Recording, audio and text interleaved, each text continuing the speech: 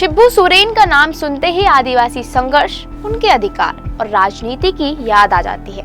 एक साधारण किसान परिवार से ताल्लुक रखने वाले शिबू सोरेन कैसे आदिवासियों की आवाज बन गए, ये पता ही नहीं चला। उनकी कहानी किसी फिल्मी कहानी से कम नहीं है।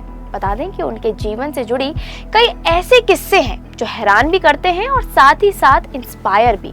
लेकिन आदिवासियों के मसीहा माने जाने वाले शिबू सोरेन उर्फ दिशुम गुरु अब दुनिया को अलविदा कह चुके हैं, जो कि उनके परिवार के लिए किसी बड़े झटके से कम नहीं है।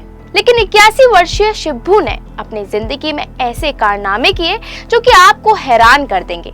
तो चलिए आज हम आपको अपने इस वीडियो के जरिए बताते हैं उनकी जिंदगी से जुड़े कुछ ऐसे किस्से जो आपको सोचने पर मजबूर कर देंगे।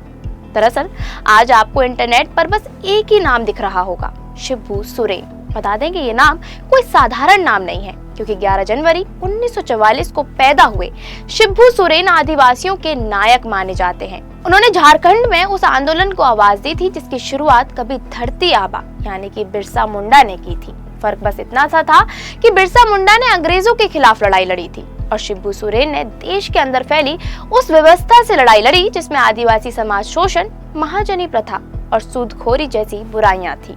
जब दिशुम गुरु शिबू सोरेन ने ये लड़ाई शुरू की तो उन्हें काफी ही मुश्किलों का सामना करना पड़ा था। उन्हें झारखंड के जंगलों में सालों तक भटकना पड़ा। पुलिस की गोलियां उनका पीछा करती रहीं, जिसकी वजह से जंगल में ही उनका ठिकाना बन चुका था।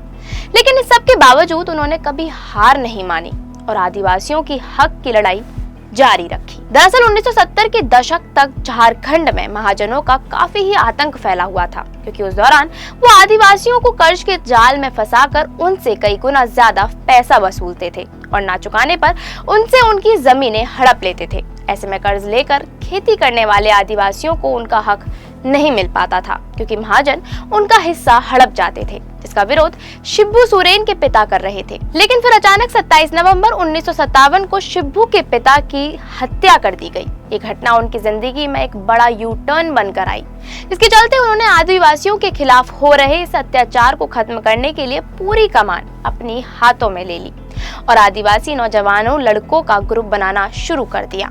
कुछ साल गुजरने के बाद शिबू सोरेन ने धनकटनी आंदोलन की शुरुआत की। इस आंदोलन में आदिवासी लड़के महाजनों की खड़ी धान की फसल काट लेते थे, जिस दौरान आदिवासी युवा तीर कमान लेकर उनकी रक्षा किया करते थे, जिसके बाद यही तीर कमान शिबू सोरेन की बड़ी पहचान भी बन गई थी। बता दें कि इस आंदोलन ने शिबू सोरेन को पहचान दी थी। महाजनों द्वारा कई सालों तक सताए आदिवासियों को उनमें अपना नायक दिखने लगा था, क्योंकि उस समय आदिवासियों के लिए वही थे जो उन पर हो रहे अत्याचारों के खिलाफ आवाज उठा रहे थे। भले ही शिबू सोरेन ने आंदोलन के चलते महाजनों की नाक में दम कर दिया हो, लेकिन इस आंदोलन में भी उन्होंने एक मर्यादा की लकीर खींच दी थी। उन्होंने तय किया था कि ये लड़ाई खेत की है, जो कि खेत पर ही होगी। इसीलिए इस आंदोलन के दौरान महाजनों की महिलाओं के साथ कभी भी कोई बदसलूकी नहीं की गई और ना ही उनके खेतों को छोड़कर उनकी किसी भी पर्सनल प्रॉपर्टी को नुकसान पहुंचाया गया था। लेकिन फिर एक दौर आया जब इंदिरा गांधी ने देश भर में इमरजेंसी की घोषणा की थी।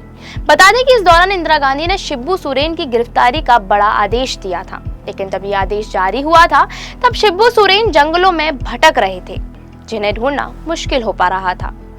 ऐसे में तब केबी सक्सेना धनबाद के कलेक्टर हुआ करते थे। वो शिबू सोरेन को समझते थे, जिसके चलते उन्होंने शिबू सोरेन को कानून के दांव पेच समझाए और खुद को सरेंडर करने की बड़ी सलाह दी। जिसके बाद साल 1976 में उन्होंने सरेंडर कर दिया और फिर उन्हें देश में अशांति फैलाने के आरोप में धनबाद की जेल में रखा गया। कड़ा रुख अपनाने वाले शिबू सोरेन काफी ही इमोशनल थे। दरअसल जेल में एक महिला कैदी थी जो कि हर रोज छठ पूजा के भजन गाया करती थी। ऐसे में उस औरत के रुआसू गीत सुनकर शिबू का मन भर आया और उन्हें पता चला कि जेल में होने के कारण वो अपनी छठ पूजा नहीं कर पाएगी। इसके चलते उन्होंने जेल में ही कैदी महिला के लिए छठ व्रत कराने का इंतजाम करवाया, जहां जेल में भी उन्होंने अपनी लीडरशिप क्वालिटी बखूबी तौर पर दिखाई। जिसके चलते उन्होंने जेल के सभी कैदियों के बीच एक फरमान जारी किया कि वो एक टाइम का खाना नहीं खाएंगे और उन पैसों से छठ पूजा के लिए सामान खरीदा जाएगा। और हुआ भी ऐसा ही। सभी कैदियों ने एक टाइम का खाना छोड़ दिया और उस कैदी महिला ने अपनी पूजा पूरी की।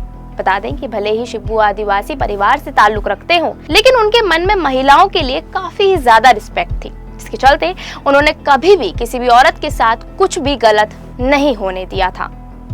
एक बार वो किसी कार्यक्रम से होकर वापस धनबाद लौट रहे थे। इसी बीच उन्होंने ना कुछ खाया ना कुछ पिया, लेकिन फिर अचानक वो एक गांव में पहुंच गए, जहां उन्हें पता लगा कि गांव की एक लड़की के साथ किसी ने छेड़खानी की है। ऐसे में इस वारदात के चलते शिब्बू सोरेन ने वहीं पर कचहरी लगा दी और फैसला सुनाकर वहां से रवाना हो गए।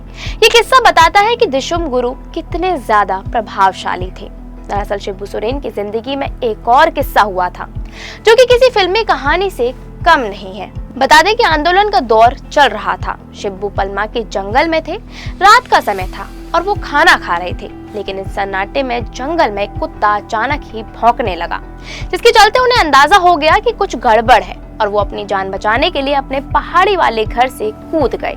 लेकिन तब तक पूरी फोर्स ने पहाड़ी को चारों तरफ से घेर लिया था। इसके चलते शिब्बू ने डुगडुगी बजा दी, जिससे कि वहां मौजूद सभी आदिवासी इकट्ठा हो गए और शिब्बू सोरेन के आगे आकर खड़े हो गए। उस समय आदिवासियों के बीच उनका सिक्का चलता था। इसके चलते कई आदिवासियों को आते देख फोर्स को ही पीछे हटने पर मजबूर होना पड़ा।